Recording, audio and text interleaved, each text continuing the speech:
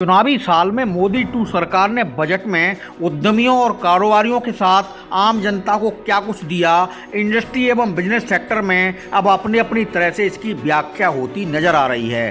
Central UP chamber of commerce and industry society ने बरेली में budget पर विशेष परिचर्चा का आयोजन किया। सिविल लाइंस के होटल पंचम कॉन्टिनेंटल में आयोजित बजट परिचर्चा में बरेली शहर के नामी उद्योगपति, कारोबारी, प्रमुख सीए और आर्थिक मामलों के जानकार जुटे और बजट का सार सबके सामने रखा। परिचर्चा का सारांश समझें तो वो ये है कि बजट 2023-24 को मजबूत इच्छा शक्ति रखने वाले प्रधानमंत्री नरेंद्र मोदी का फ्यूचर विजन डॉक्यूमेंट माना जा रहा है। उद्योगपतियों ने कहा कि मोदी सरकार दुनिया की तमाम चुनौतियों का सामना करते हुए अपने देश भारत का आर्थिक ढांचा मजबूत करने में जुटी है। सरकार इसके लिए हर तरह की सर्जिकल स्ट्राइक कर रही है। आयात की जगह निर्यात पर फोकस किया जा रहा है। मध्यम वर्गीय तबके को टैक्स में लंबे वक्त बाद छूट जरूर दी गई है, मगर उद्योग, कारोबार, इंफ्रास्ट्रक्चर, सड़क, रेल और एयर कनेक्टिविटी को लेकर सरकार आगे के लिए मजबूत आधार तैयार कर रही है। मशहूर उद्योगपति Ghanshyam Khandelwal, central UP chamber of commerce and industry society के अध्यक्ष राजेश गुप्ता, आर्थिक मामलों के जानकार एवं न्यूज टुडे नेटवर्क के मैनेजिंग एडिटर डॉक्टर स्वतंत्र कुमार, केसीएमटी ग्रुप के चेयरपर्सन विनय खंडेलवाल, सीए रविंद्र अग्रवाल, राजेंद्र विद्यार्थी, इंजीनियर केवी अग्रवाल, डॉक्टर मनीष शर्मा, अनुपम कपूर, अंकुर विज सहित तमाम हस्तियां बजट पर चर्चा में शामिल हुईं। आप भी सुने विशेषज्ञों की जुबानी बजट की पूरी कहानी। यहाँ अभी हमारे सभी स्पीकर्स ने उसके लॉज के बारे में बताया, मजमून में क्या क्या लिखा है इसके बारे में सब बताया। मैं सिर्फ आपको चंद शब्दों में बताना चाहूँगा कि मजमून के पीछे क्या लिखा है, एक्चुअलिटी क्या है, क्या चाहती है गवर्नमेंट, क्या सोच है और क्या क्या उसके पीछे लॉजिक है। तो लॉजिक की अगर हम बात करेंगे तो आपने एक सरकार, स्थिर सरकार चुन के दी, उस वक्त जो कुछ भी आपके मन में रहा हो उसमें आपने मजबूत सरकार चुनी और उस मजबूत संसद ने एक बहुत मजबूत नेता चुना। और उस मजबूत नेता का अगर इतिहास पढ़ें आप पिछले 40 साल का, जो लगातार कई बार गुजरात के प्रधानमंत्री रहे और पिछले 9 साल से वो हमें लीड कर रहे हैं, तो उनके पास सिर्फ एक और एक ही विज़न है, वो है भारत की तरक्की। मतलब जैसे कई बार चोट लग जाती है, दिल को चोट लगी कि मुझे आगे बढ़ना है, तो चोट खाए हुए व्यक्ति के तरीके से चीज़ों को करते हैं। मैं आपको वाकया बताना चाहता हूँ। माननीय सीतारमन जी अपने पिता के घर गई, शायद आप लोगों ने भी वो वीडियो देखा होगा। तो उनके पिता के घर पर क्या था, जो हमारे लीडर्स हैं वो अपने लिए कुछ नहीं कर रहे। माननीय मोदी जी कुछ नहीं करना, माननीय योगी जी को भी अपने लिए कुछ नहीं करना, और धीरे धीरे ऐसे लोगों की संख्या हिंदुस्तान में बढ़ती जा रही है जिन्होंने अपने लिए कुछ नहीं करना। और मैं फिर पीछे चलता हूँ, बहुत सारे चिंतन शिविर में जाता हूँ, तो एक ही बात की चिंता लगातार प्रधानमंत्री को रहती है या चिंतक लोग रहती है कि भारत कहाँ था, सोने की चिड़िया कहाँ था, कब था और क्या था हमारे पास ऐसा जिसकी वजह से हम सोने की चिड़िया कहलाए। आप पुरानी बात याद करें तो हम कृषि के क्षेत्र में बेस्ट थे, हम टेक्नोलॉजी के क्षेत्र में बेस्ट थे, हम शिक्षा के क्षेत्र में बेस्ट थे। समय के हिसाब से वो चीज़ें डाइल्यूट होती गई, हम गुलाम होते गए, हम बेइज्जत होते गए, और फिर वहाँ प्रधानमंत्री पे आ गए कि उस बेइज्जती का बदला लेने का ये प्रोग्राम है। एक भी चीज़, एक भी जगह जहाँ भी आप हाथ डालोगे तो आपको लगेगा वो हर व्यक्ति जिसको सताया गया उसको उठाने की कोशिश की जा रही है। हर वो व्यक्ति जिसने हमें कहीं कष्ट दिया उससे बदला लेने की बात हो रही है। एक सर्जिकल स्ट्राइक अकेली पाकिस्तान के खिलाफ नहीं करी, एक सर्जिकल स्ट्राइक करी, पूरा माहौल बदल दिया। ये भी सर्जिकल स्ट्राइक की तरह काम हो रहा है। पिछले 9 साल में ऐसी जगह जहां पर कोई सोच नहीं सकता था, अब आप वो भी क्या कहते हैं गड़बड़ नहीं कर रहे हो। और इसका एक उदाहरण देता हूँ। इसी प्लेस पे 10 साल पहले अगर किसी को 100 करोड़ रुपए नगद की आवश्यकता होती तो संभवतः मिल जाती, और इसी समय पे अब इतनी महंगाई के बाद अगर आपको 10 करोड़ का नगद की जरूरत पड़ जाए तो मैं तयशुदा कहता हूँ इतने सब लोग मिला के नहीं कर पाए। तो हर जगह एक ही बात है, एक सर्जिकल स्ट्राइक है, एक सोच है। अच्छा कुछ नहीं है, हर वक्त ये गवर्नमेंट जो है चुनावी मोड में, कुछ नहीं करना, हर वक्त एक ही टारगेट। एक आप जितनी भी आपने योजनाएं देखी उन सब में आपने देखा ना, महिला उनको समझ में आया कि जब नारी हमारे यहाँ सम्मानित थी, सबसे ज़्यादा पूज्य थी, तब भारत टॉप में था। शिक्षा जब हमारे यहाँ क्या कहते टॉप में थी तो भारत टॉप में था। जब इंडस्ट्री हमारे यहाँ टॉप में थी तो भारत टॉप में। तो वो सारी चीज़ें वापस लाने की मुझे लगता है ये चिंता ये उसी आईएएस लॉबी से करा रहे हैं, जिस आईएएस लॉबी ने पिछले 50 साल में मतलब बौद्धिक होने के बावजूद नहीं कर पाया।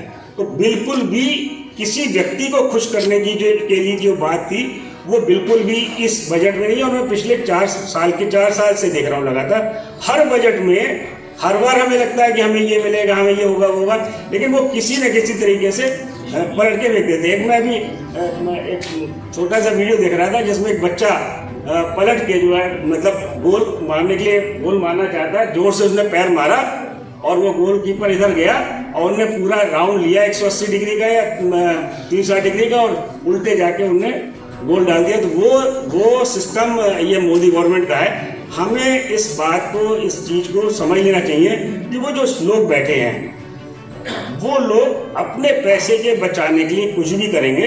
तो सबसे बड़ी बात तो इस बजट के बाद यह है कि जो थोड़ा बहुत कर रहे हैं लग रहा है वो भी छोड़ ही दें, ना करें तो ज़्यादा बढ़िया है। और वहीं से गवर्नमेंट को पैसा चाहिए होता है। 30% गवर्नमेंट सारे बैंक्स का पैसा ऑलमोस्ट उठा लेती है बॉन्ड्स देके। वो बैंक्स के पास जब पैसा नहीं होगा तो आएगा कहाँ से? थोड़ा सा इश्यूज हैं उसमें, बट आई होप कि बहुत इंटेलिजेंट लोग हैं जो बजट बनाते हैं, तो somewhere down the line they can handle all these issues. और दूसरी तरफ इन्फ्लेशन की वजह से रेट्स बढ़े हुए हैं, टीम से उन्हें फंड कैसे करेगा बहुत बड़ा चैलेंज है और डाइकोटॉमी है उसमें किसी तरह की।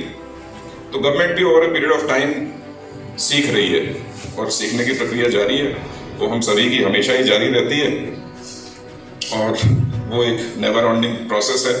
बट बजट डेफिनेटली जो प्रक्रिया सरकार ने पिछले 9 साल से चला रखी थी उसी कॉन्टिन्यूएशन में है। और बहुत हम लोगों को एक्सपेक्टेशन थी कि भाई बहुत सारे फ्री बीज हो सकता है इस बजट में मिल जाएं, क्योंकि बजटरी ईयर बजट उसका चुनावी साल है, तो हो सकता है फ्री बीज मिले, लेकिन फ्री बीज नहीं मिले तो ये कहीं ना कहीं जो जैसे घनश्याम खंडेलवाल जी ने बात कही कि जो टफ रिजॉल्व है गवर्नमेंट का वो कहीं ना कहीं रिफ्लेक्ट करता है कि भाई we are not going to relent on what we think, we will stay where we are. तो वो कहीं ना कहीं इस बजट में रिफ्लेक्ट होता है। सॉलिड रिजॉल्व जो डायरेक्शन है उस पर चलने हैं। और डेफिनेटली मिडिल क्लास पिछले 4-5 बजट से नेग्लेक्टेड है, वो नेग्लेक्टेड रहेगा अभी थोड़े समय, क्योंकि वोटर सारा नीचे है और जो लोग चेंज ला रहे हैं वो सारे ऊपर हैं, तो बीच वाला तो नेग्लेक्ट रहेगा ही रहेगा। 100% छूट मिलती थी। इस बजट में जो 100% छूट वाले 3 ट्रस्ट ऐसे हैं जिनको उन्होंने 100% भी मिलती थी और अनलिमिटेड भी थी। 3 ट्रस्ट ऐसे हैं जिनको उन्होंने 50% में और within a specified range fix कर दिया है। These are Jawaharlal Nehru memorial trust, Indira Gandhi memorial trust और राजीव गांधी फाउंडेशन।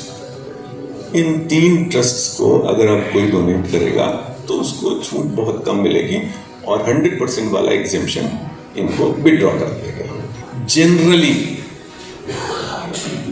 किसी को भी कोई टैक्स एग्जेम्पशन नहीं मिल रहा। असेसमेंट ईयर 24-25 यानी जो फाइनेंशियल ईयर 1 अप्रैल 2023 से शुरू होगा, जिसका कि हम पहला रिटर्न मई-जून 2024 में फाइल करेंगे, उसके लिए जो ऑल्टरनेटिव टैक्स रिजीम है उसको उन्होंने अभी क्या था कि उसको हमें ऑप्ट करना पड़ता था।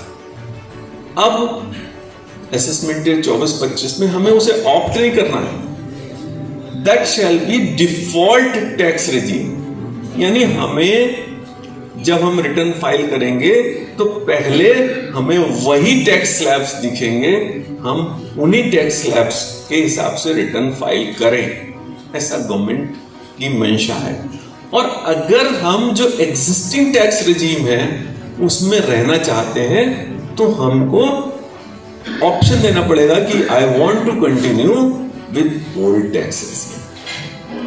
इसमें दो कैटेगरीज की गई, एक उन लोगों की जिनकी कोई बिजनेस इनकम नहीं है और एक उन लोगों की जिनकी कोई बिजनेस इनकम है। जिनकी कोई बिजनेस इनकम नहीं है उनको एवरी ईयर अपना ओल्ड टैक्स रिजीम को, अगर वो ओल्ड टैक्स रिजीम में रहना चाहते हैं तो एवरी ईयर ऑप्ट करना होगा, नहीं तो उनका टैक्स न्यू टैक्स रिजीम में ही जाएगा। और जिनकी बिजनेस इनकम है उनको केवल एक बार इंटरचेंज करने का चांस मिलेगा। जिनकी बिजनेस इनकम नहीं है वो तो जितनी बार चाहे इधर से उधर, उधर से इधर आ जा सकते हैं, लेकिन जिनकी बिजनेस इनकम है वो केवल एक बार ऑप्ट कर सकते हैं कि भाई हम ओल्ड से न्यू में या न्यू से ओल्ड। उसके बाद उन पर कभी भी ऑप्शन नहीं। हल्की फुल्की बातें करने की कोशिश करूँगा, क्योंकि बजट को हम लोग कई बार कहते हैं इकोनॉमिक्स में हम लोग का जो है 4-5 दिन के लिए हम लोग के, जैसे कभी कर्नाटक में पंडित वो खाना खाने जाता है ना, तो 5-6 दिन तक हम जितने सो कॉल्ड इकोनॉमिस्ट और सीएज हैं तो 5-6 दिन के लिए आज दिन में 3 कथाएँ ऑलरेडी हो चुकी हैं और कल के लिए भी 3 है ड्यू। मोटे तौर पे कह सकते हैं, जैसा रविंद्र जी ने शुरुआत में कहा कि बजट का जो बहुत पुराना सुनते आ रहे हैं बचत उन्मुखी, तो बजट का गवर्नमेंट ने भाई बिगाड़ दिया है कि गवर्नमेंट ने जो न्यू टैक्स रिजीम की ओर अट्रैक्शन दिया है और गवर्नमेंट ने ये चाहा है कि बचत ना हो। तो कहीं ना कहीं जो इम्पैक्ट है उसको समझने की ज़रूरत है। जो अच्छी बातें हैं इसके अंदर वो ये, गवर्नमेंट ने जो स्टार्टअप के लिए जो इस 31 मार्च 2023, मैं वहाँ से बात शुरू करूँगा जहाँ आदरणीय घनश्याम खंडेलवाल जी ने छोड़ी है कि हम नए भारत की बात कर रहे हैं, अमृतकाल की बात कर रहे हैं, अमृत पीढ़ी की बात कर रहे हैं। और उस पर कहीं ना कहीं जो गवर्नमेंट ने कहा था कि 31 मार्च 2023 तक ही आप स्टार्टअप को रजिस्ट्रेशन करा सकते हैं, उसके बाद के जो बेनिफिट्स थे वो अलाउड नहीं होंगे और ऑलरेडी करीब 70,000 आपके स्टार्टअप जो DPIIT के साथ हैं वो जो है आपके साथ लागू रहेंगे। उसको उन्होंने 1 साल के लिए बढ़ा दिया और वो 31 मार्च 2024 तक के लिए कर दिया है।